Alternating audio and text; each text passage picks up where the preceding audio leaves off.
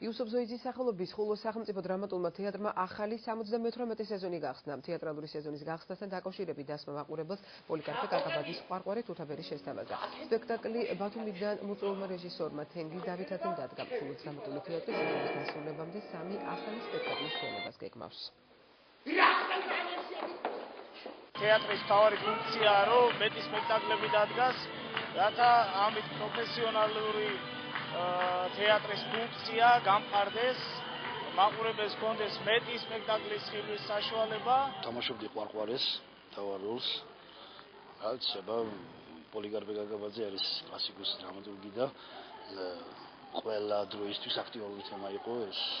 და ჩვენც გადავწყვეტით ჩვენ თეატრონო გაგვეკეთებინა პოლიკარპე.